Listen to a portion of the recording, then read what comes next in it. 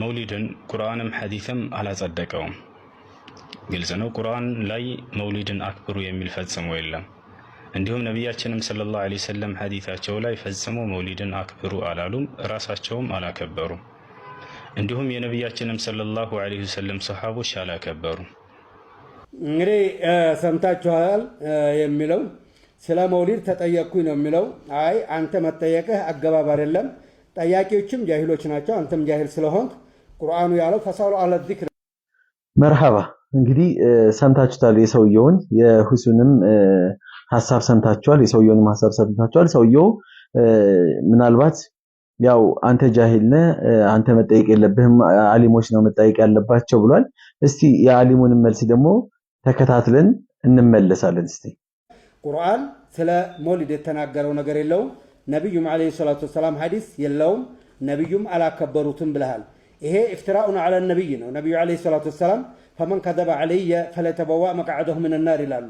ነብዩ ላይ የዋሸህበት ደግሞ በጣም አለማፈሩ፣ ይሄ ትልቅ ሰውዬ ነው። አለማፈሩ በነብዩ ላይ በኔ ላይ መን ከዘበ ዐለይየ ፈለተበዋ መቅዐደሁ ሚነ ናር፣ በኔ ላይ ውሸት ያሰሰው መቀመጫውን እሳት ላይ ያዘጋጅ ብሏል ይላሉ።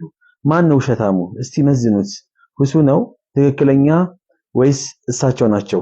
እሳቸው ምን አይነት መረጃ ነው ያቀረቡት? ራሳቸው ሐከመ ረጁሉን አላ ነፍሲሂ ይባላል። ሰውየው በራሱ ላይ ፍርድ ይሰጣል ይባላል። ይሄ ሐዲሳቸው አሁን ያወሩት ሐዲስ ማለት ነው። በእኔ ላይ ነብዩ የዋሸን ሰው መቀመጫውን ጀሃነም ላይ ያዘጋጅ ያሉት ምን አይነት ሐዲስን ለሚናገር ነው? ነብዩ አለይሂ ሰላቱ ሰላም መውሊድን አክብረዋሉ፣ ቁርአን ላይ ስለ መውሊድ ተነግሯል፣ ሱሐቦች አክብረዋሉ ብለው በሱሐቦች ላይ በቁርአን ላይ በነብዩ ላይ ለሚዋሹ ለሚቀጥፉ ሰዎች ነው ይሄ ሐዲስ ሙናሰብ የሚሆነው የሚስማማው ለእንደዚህ አይነት ሰው ነው እንጂ በቁርአን ላይ በሐዲስ ላይ የለም የተባለውን የለም ነው። አሁን እስቲ ንግግራቸውን ደግሞ እንስማ። አሁን የነብዩ ይሄ መውሊድ አለ በቁርአንም በሐዲስም መረጃ አለው የሚለውን ንግግራቸውን ሰምተን እንመለስ። መውሊድ እኔ ስመለስብህ ቀውለን ወፊዕለን ወተቅሪራን ነው የሰበተው። ነቢያችን አለይሂ ሰላቱ ወሰላም ሱኢለ አን ሶም የውመል ኢስነይን ይላል። የሰኞ ቀን መጾም ማለት ምንድነው ብለው ነብዩ አለይሂ ሰላቱ ወሰላም ተጠየቁ ይላል። ሪዋያቱ ሙስሊም ነው። ይሄንን እንግዲህ አይሸት እንዳትለይ ፊባብ ሲያም ላይ ይኸው ይሄንን ታገኘዋለህ። ከዛ በኋላ ነብዩ አለይሂ ሰላቱ ወሰላም ምንድነው ያሉት? እንግዲህ ذلك يوم ولدت فيه የዛን ቀን እኔ የተወለድኩበት ቀን ነው አሉ። ሰኞ ቀን የምንጦመው አክብሮት ነው እና ከብራዋለን የምናከብርበት ምክንያት አንዱ የተወለድኩበት ቀን ነው አሉ። ወፊሂ እንዝለ ዐለየ አልቁርአን አሉ። ቁርአን የወረደብኝ ነው የተላኩበት ቀን ነው አሉ ነብዩ አለይሂ ሰላቱ ወሰላም ማለት ነው። ይሄንን ሲሉ ነብዩ አለይሂ ሰላቱ ወሰላም ጦሙን አስሐቦቹ ስለጦሙ ሶም የውመል ኢስነይን ለምንድን ነው የምንጦመው ብሎ የጠየቁት ነው። አዩ አስሐቦቹ አክብረውታል፣ ነብዩ ጋር አለይሂ ሰላቱ ወሰላም ጦመውታል፣ ነብዩም ጦመውታል። መጦሙ ይሄንን አላሁ አክበር አላሁ ሙስተዓን። አያችሁ እንዴት በነብዩ ላይ እንደሚዋሹ፣ አያችሁ በሰሃቦች ላይ እንዴት እንደሚዋሹ።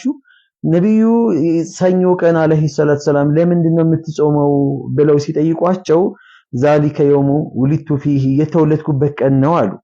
ከዛስ በኋላ በዚሁ ቀን ደግሞ ወደኔ ላይ ቁርአን የወረደበት ወህይ የወረደበት ቀን ነው ብለው አሉ። ሶስተኛ ደግሞ መልካም ሰራይ ወደ አላህ Subhanahu Wa Ta'ala ከፍ የሚልበት ቀን ነው አሉ። በቃ አሉ። ስለዚህ አላህን ለማመስገን ያችን ቀን ይጠቀሟታል። አንተ አሁን ሰውየው የሚናገረውን ንግግር ሰምታችኋል። ነብዩ አክብረውታል፣ በመጾም አክብረውታል።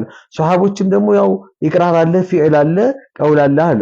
ንግግራዊ የሆነ ማክበር አለ በትዕዛዝ መልኩ ወይም ደግሞ በኢቅራርም ደግሞ አለ። ሱሐቦችም የሳቸውን መንገድ በመከተል የነብዩ መውሊድ አክብረዋሉ። በምን? በመጾም። መጾም ማለት መውሊድ ማውጣት ማለት አይደለም፣ ማክበር ማለት አይደለም።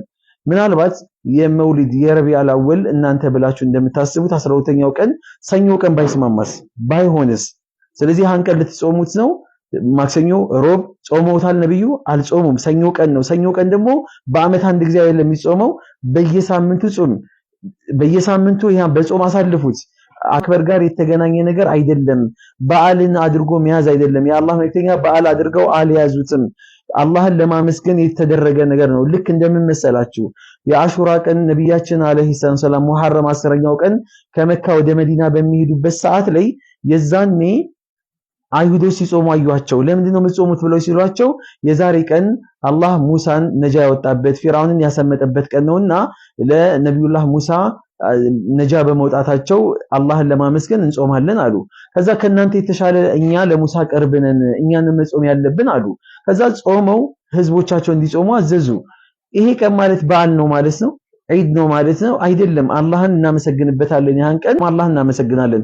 ነብዩን ስለሰጠን አላህን እናመሰግናለን። አዎ ምናመሰግነው ግን በመደለቅ በመጨፈር ዒድ አድርጎ በዓል አድርጎ በመያዝ አይደለም። ሰኞ ቀን ነብዩ በመጾማቸው ዒዳቸውን አከበሩ ወይም ደግሞ በዓላቸውን መውሊዳቸውን አወጡ ማለት ፍጹም ስህተት ነው።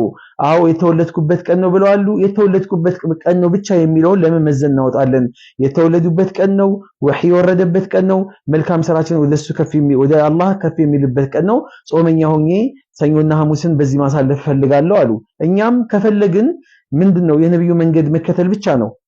ስለዚህ ተቢዑ ወላ ተብተዲዑ፣ ተከተሉ አዲስ ነገርን አታምጡ የሚል መልእክት ነውና ዝም ብላችሁ በአላህ ላይ በአላህ መልእክተኛ ላይ በእስላም ላይ በሰሃቦች ላይ አትቅጣፉ።